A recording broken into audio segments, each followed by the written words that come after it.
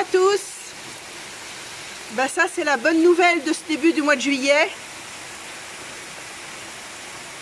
J'essaie d'avoir voilà, le maximum de lumière. On l'attendait celle-là. Hein. Au mois de juin, on n'a presque pas eu d'eau. Un petit peu, mais bon, ça n'allait pas en profondeur. Là, ça fait déjà bien une demi-heure qu'il pleut. Et allez, c'est parti. Une bonne grosse pluie d'orage. Exactement ce qu'il nous fallait pour remplir les bacs. Pour réhydrater un peu la terre. En espérant que... alors bien sûr, je ne vais pas aller dans le potager. Hein, c'est sur le côté de la maison. J'ai pas de fenêtre qui donne sur le potager. Je ne vais pas aller prendre ma douche. Donc, on verra plus tard. J'ai les poules qui se sont carapatées. Là, elles sont bien à l'abri. Donc voilà, que du bonheur. J'espère que ça va pas dégénérer. Hein, mais là, c'est quand même fantastique.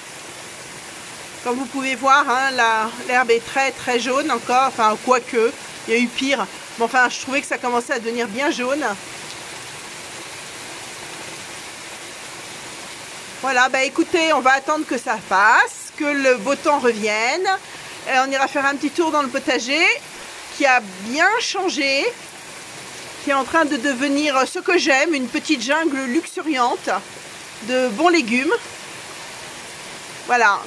Bon, ce sera sans parapluie parce que je vais attendre que ça s'arrête. À tout à l'heure. Bon, eh bien, on va profiter de cette fin de jour un peu plus fraîche parce qu'il a fait très très chaud aujourd'hui pour faire le traditionnel petit tour du potager au mois de juillet. Alors voilà, donc ça c'est une petite vue d'ensemble. Ça a quand même bien changé et c'est comme ça que je l'aime moi, le potager, comme tout le monde. Donc eh bien suivez-moi, on va faire un petit tour. C'est d'autant plus gai que cette grosse pluie qui a eu lieu il y a 2 jours, hein, je n'ai pas pu prendre la suite parce que vraiment on a eu beaucoup de pluie et c'est tant mieux. Eh bien voilà, on a un potager qui est bien reparti, qui était bien sec, hein, que je commençais à arroser un peu trop à mon goût, mais bon, je voulais pas perdre mes légumes. Et puis en fait, cette pluie lui a redonné, l'a complètement requinqué. Alors on va faire le tour, puis on va voir effectivement que tout n'est pas forcément très rose. J'ai fait des erreurs, ça voilà, c'est comme ça qu'on apprend, hein. Il y a des choses que je n'ai pas calculées et il va falloir que je réfléchisse à tout ça pour établir des plans pour l'an prochain parce que là ça va pas. Donc j'ai des récoltes qui sont un petit peu biaisées dans la mesure où, bon, on va commencer tout de suite d'ailleurs. Ici j'ai un rond de tomates que j'ai mis avec des blettes. Parce que j'ai vu que les blettes et les tomates ça pouvait aller ensemble. Et ben en fait non, je trouve que ça va pas ensemble. D'abord parce que tout est beaucoup trop serré et les blettes étouffent les tomates. Donc je vais les couper. J'en ai ressemé d'autres pour cet hiver parce qu'on aime bien ça nous. En fait ce sont des poirées, hein, avec des tiges rouges. Elles sont délicieuses, vraiment je les trouve super bonnes, on en mange régulièrement. Mais je trouve que les tomates sont un peu étouffées là-dedans. Donc il faut que je trouve une autre solution pour planter au pied des tomates. Je peux pas mettre non plus 300 pieds de basilic, c'est pas possible. Alors bon, pourtant on a de la production, hein. Là je vois ici, ce sont des petites tomates miel du Mexique. Le pied il est absolument couvert de petites tomates. Mais je trouve que sur les autres, j'ai en particulier la cœur de bœuf, et ben je trouve que ça n'a pas très très bien marché. Donc il faut absolument que j'enlève les poirées et puis je trouverai autre chose. Par contre de l'autre côté, les concombres, là ça va bien. Donc j'ai 2 sortes de concombres. J'ai le marqueter qui est ici et celui-ci, je me souviens plus du nom. Je pourrais vous le mettre, je vous le mettrai en haut. Il est un petit peu plus tardif, donc il est moins avancé dans la culture. Et celui-ci, il marche très bien. Alors je l'avais fait l'an dernier et j'en avais été vraiment très très contente. Cette année, j'ai dû le planter plus tard puisqu'on a vraiment eu froid jusqu'à très tard. Donc le concombre, quand il fait froid, il pousse pas, hein. Donc même au mois de juin, d'ailleurs, on a eu des moments assez frais. Donc il n'est pas très avancé. Mais bon, j'ai déjà plein de petits concombres. Voilà, je ne vais pas faire la fine bouche. J'attends patiemment que ça vienne. Hop là, mon râteau qui veut se présenter. Et donc voilà, je le palisse sur ce que j'utilisais pour les petits pois. C'est la première année que je fais ça et généralement ce que je fais quand ça arrive en hauteur, eh bien je mets des barres en bois que je fixe sur le mur et puis le concombre passe par-dessus et ça me fait une espèce de petite pergolade concombre et c'est vraiment très chouette. L'année dernière j'en ai eu jusqu'en quasiment novembre en fait, hein, de cette sorte-là, donc je l'aime beaucoup et je suis très contente. Alors, cette année, on a une énorme production de framboises. Il y en a partout. Je passe mon temps à cueillir des framboises. Ça, c'est vraiment... c'est un mur de framboises. Il y en a vraiment partout. Et donc, c'est super, elles sont super bonnes. Je me souvenais pas du nom. Et puis, en lisant un bouquin, justement, sur les petits fruits, j'ai retrouvé le nom. C'est la framboise héritage. Et elle est super, voilà, très vigoureuse, délicieuse, productive, vraiment super. Donc on a des projets pour mettre plus de framboisiers, en fait on va peut-être les déplacer parce qu'ici ils sont un petit peu trop près du potager. Et ils font des rejets et j'ai pas envie de me retrouver avec des rejets de framboisiers dans mes plates-bandes. Donc je vais les déplacer, mais je vais en laisser quelques-uns pour, voilà, je vais faire ça en douceur pour pouvoir les garder parce qu'ils sont vraiment très très bons. Donc ici, eh bien, on a toujours les tomates. Oula, on a en plein soleil. Donc, écoutez, celle-ci, j'ai de la tomate ananas et de la tomate noire de Crimée. Et elles sont vraiment super. J'ai aussi des petites tomates dans le fond. Alors là, c'est inégal. J'ai des pieds qui ont vraiment très bien marché. Et puis alors j'en ai d'autres. Et ils poussent pas. Donc je sais pas pourquoi, donc c'est pas grave, hein, je leur laisse le temps. Mais j'ai par ailleurs déjà de très très beaux fruits. Et voilà, alors celui-ci, je l'ai décapité. Voilà, je sais pas comment j'ai fait, mais je l'ai décapité, c'est une maladresse de ma part, donc les tomates sont magnifiques, mais il y aurait que ça. Donc bon, c'est pas grave, c'est ma faute. Alors les poireaux que j'avais achetés en plan à la ferme se portent bien. Les carottes aussi. Alors il y a deux rangs. Il y a un rang ici que j'ai éclairci et celui-ci que j'ai pas eu le temps d'éclaircir, donc il va falloir que je le fasse. Et puis cette grosse pluie, eh bien, elle a un gros avantage. Elle m'a donné l'occasion de continuer mon désherbage. Le désherbage ici, c'est un sujet parce que comme notre potager est récent, c'est vraiment un combat. Et donc, le fait d'avoir eu vraiment cette pluie intense, ça a réhydraté le sol en profondeur. Et pour le coup, ça se désherbe tout seul. Donc, je suis très contente. Et ça m'a permis, sur mon rang de haricots, qui sont... Alors, le nom, c'est Gloire de Mideuil. Ce sont des haricots qui sont noirs. Et puis, j'en ai quelques-uns, là, qui commencent à arriver. Donc, je suis assez contente. Et j'ai ressemé, pareil, hein, les gloires de Mideuil sur le petit bout de plate-bande. J'ai fait deux rangs sur le bout de plate-bande d'à côté. Et puis, tenez, regardez, voilà, des petits haricots qui arrivent. J'en ai mis plein les haricots parce que ça marche bien ici. Et là, pareil, en fait, c'est une plate-bande qui était transversale et que j'ai repris pour pouvoir rallonger celle-ci. Et donc, j'y ai laissé les melons là que j'ai plantés. Et puis là, donc, j'ai pu replanter des haricots. Alors c'est pareil, je suis pas très en avance sur les courges. Moi, j'ai été obligée, j'en ai planté 3 fois des courges. 3 fois, d'abord les miennes, ensuite des plants que j'ai achetés, et ensuite encore les miennes. Voilà, elles se sont fait dégommer par les limaces, par le froid, par tout ça. Mais bon, là, elles sont bien parties. Alors, ce que je fais, en fait, c'est que je les palisse sur la clôture de frontière avec les voisins. Je me sers de la clôture pour les palisser et ça me permet de ne pas être envahi et en même temps d'avoir une belle production. Alors, donc ça, j'ai deux sortes de courges. J'ai le butternut et le red curry, le petit marron. Voilà, ce sont des variétés qui ne s'hybrident pas, donc voilà. Mais en fait, Bon, c'est le genre de légumes pour lequel je ne récupère pas les graines. Donc en fait, je pourrais acheter ce que je voudrais. Il y a des tas de variétés que j'aimerais bien essayer. La musquée de Provence en particulier. Donc voilà, je pense que j'essaierai l'année prochaine. Alors mes cassis qui étaient bien malades au mois de juin, bah, ils ont quand même donné. J'ai quand même eu une récolte. Hein. D'ailleurs, il faut que je continue à accueillir parce qu'il y en a encore. Je vais les déplacer l'année prochaine, ça c'est sûr, parce qu'ils sont beaucoup trop serrés. Mais malgré tout, j'ai quand même eu pas mal de choses. Donc voilà. Puis alors c'est bon, les cassis, c'est vraiment délicieux. C'est vraiment de bons gros fruits. C'est vraiment super. Il va falloir que je m'informe un petit peu sur la taille. Parce que je n'ai jamais taillé de cassis. Et là, il va falloir que je le fasse. Donc voilà, il va falloir que je trouve comment faire. Mais de toute façon, il y en a la moitié qui partiront l'an prochain. Et qui iront de l'autre côté dans la grande plate-bande. Donc ici, on repart encore sur d'autres tomates. Alors là, c'est absolument magnifique. Il y a vraiment, j'ai hâte de consommer tout ça. Il y en a une tonne. Je suis vraiment ravie. Et c'est là où j'ai fait une bêtise. Alors bon, ça produit quand même. Hein, mais j'ai planté les courgettes. Alors ça, ce sont des courgettes, les rondes de Nice. Il y en a une là qui va passer à la casserole demain.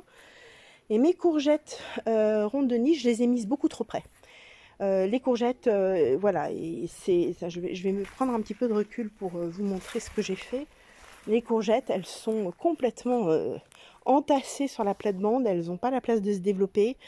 Et pour le coup, donc elles fructifient pas bien. L'année prochaine, je ferai complètement différemment. Les courgettes, elles auront leur plate-bande. Et même si on peut mettre autre chose avec, parce que là en particulier, j'ai du céleri, hein, j'ai des céleri boules qui vont très bien, hein, qui s'entendent très bien avec tout le reste. Je ne mettrai plus de courgettes avec les tomates. Je trouve que ça va pas du tout. C'est censé aller ensemble, mais je trouve que c'est pas top. Donc voilà. Alors de l'autre côté, j'ai des melons. J'ai acheté les plants. Mais pour l'instant, j'ai rien du tout. Voilà, je pense que la culture du melon chez moi, ça va pas le faire. Et puis, ce que j'ai ici, alors ça, on va avoir le soleil en plein dedans, mais tant pis, je vous le montre quand même. C'est que j'ai mon premier tournesol. Et je suis enchantée. C'est la première fois que je réussis à faire des tournesols chez moi. Et il est magnifique, il est superbe. La pluie ne l'a pas du tout abîmé. Il est bien arrimé d'ailleurs, il est magnifique. Je suis très très contente. Je ne sais pas ce que je vais en faire, mais je voulais des tournesols dans le jardin. Alors pour le reste également, grosse satisfaction, puisque j'ai des aubergines cette année. Je n'ai jamais réussi les aubergines. Bon, il faut dire que je suis partie de plants, hein, de graines jusqu'à présent. Et là, cette année, j'ai décidé d'acheter des plants déjà bien costauds. Et ça fait toute la différence parce que, faire pousser des plants, c'est quand même pas évident. Moi, j'ai pas de serre chauffée. Et puis, j'ai aussi les poivrons à venir. Alors, j'en ai quelques-uns. Les poivrons, c'est pareil. C'est la première année que j'arrive à avoir des poivrons. Et c'est pareil, j'ai acheté des plants et c'est comme ça que je ferai maintenant parce que c'est vraiment super. Alors, ils sont cachés par les haricots à rames de l'autre côté, donc c'est pas forcément une très bonne idée. Mais ils n'ont pas l'air d'en souffrir non plus. Alors je me dis que peut-être que ça les protège un petit peu du soleil trop dur, je sais pas. Mais voilà, là on en a déjà mangé au mois de juin. Ça m'est jamais arrivé, c'est super. Et ici on a un petit plant de pastèque. Alors la pastèque, je l'avais fait l'an dernier. D'ailleurs, il y a déjà des fleurs. Et ça a bien marché. Alors on l'a mangé quasiment en octobre. J'avais 2 fruits par pied, mais elles étaient bonnes. C'était sympa, donc j'ai décidé de recommencer. Bon, elles sont pas en plein soleil, donc on verra ce que ça donne. C'est pas grave si ça fonctionne pas super bien. Ce sont des essais, c'est des tests que je fais. Alors, deuxième interrogation, c'est que ici effectivement, ça fait beaucoup de vert. Hein, je ne sais pas si on voit bien, si on peut distinguer, mais ici j'ai planté des courgettes dans les haricots. Et en fait, je trouve que ça marche mieux. Alors, j'ai pas eu encore de fruits parce que celles-ci, je les ai plantées plus tard. Mais les plants sont beaucoup plus beaux, ils sont beaucoup moins ramassés sur eux-mêmes. Et bon, il y a beaucoup de fleurs à l'intérieur pour l'instant. Ah bah si, il y a un fruit en direct, la cueillette de la courgette. Voilà, c'est une variété que j'essaie cette année. Et donc, voilà, finalement, Avec les haricots, bah, ça marche pas si mal. Donc bon, bah, ça c'est quelque chose à réfléchir, mais à mettre ailleurs. Il faut que je revoie un petit peu, je dirais, l'étagement des cultures pour pouvoir optimiser tout ça. Et c'est vrai que l'année prochaine, je pense déjà à l'année prochaine, hein, je vais récupérer cette plate-bande de fraisiers. Alors les fraisiers, par contre, c'est la grosse déception. On n'en a quasiment pas. Je suis complètement envahie par le liseron, mais c'est une horreur. Donc j'arrache tout, là, les pieds, je les remplace par autre chose. Et puis je me mettrai là-bas avec les fraisiers. Je vais prendre une autre espèce de fraisier. Ça, ce sont des maras des bois. Et j'ai envie d'essayer autre chose. Je pense à la Charlotte. Mais si vous avez des idées, n'hésitez pas parce que je suis preneuse. Et ici, j'ai planté mes poireaux. C'est-à-dire les poireaux que j'ai semés dans les bacs, hein, qui sont juste à côté, là, vous vous souvenez, je vous ai montré. Et bien ça y est, je les ai mis en terre. Donc c'est la première fois que je pars de la graine de poireau pour pouvoir faire du poireau. Et pour l'instant, j'ai pas mis de voile anti-insectes. On verra. On verra. La mouche du poireau, d'après ce que j'ai compris, c'est au printemps et à l'automne.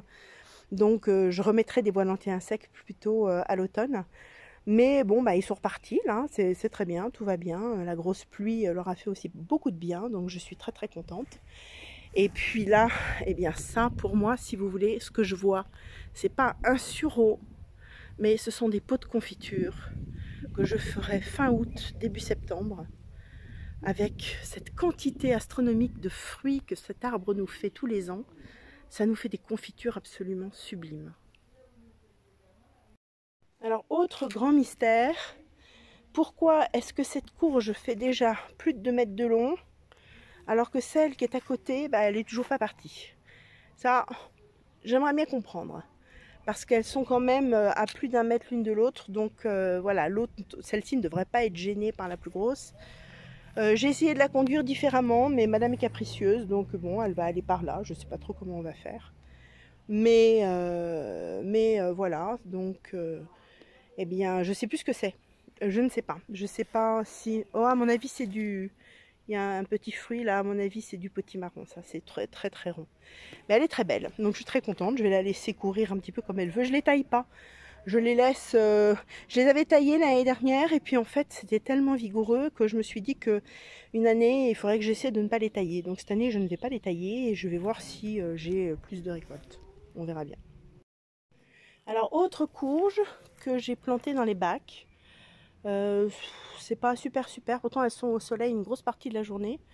Elles mettent du temps à partir, on verra bien si elles me font des fruits. Alors je les chouchoute comme c'est pas possible, avec voilà, pas mal de choses au pied.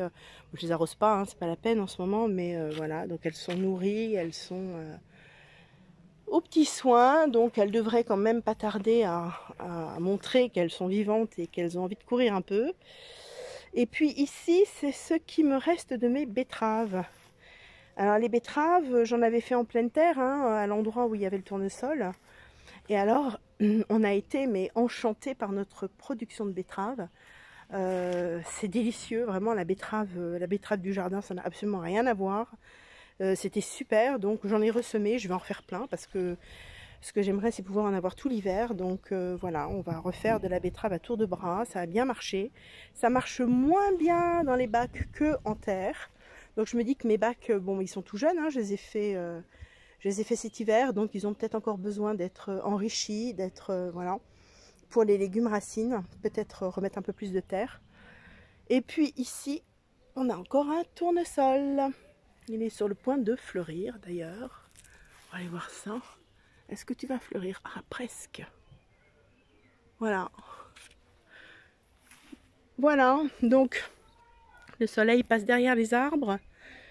Et je vais vous quitter sur cette vue extraordinaire d'un potager qui explose et qui produit. Là, on mange des courgettes tous les jours.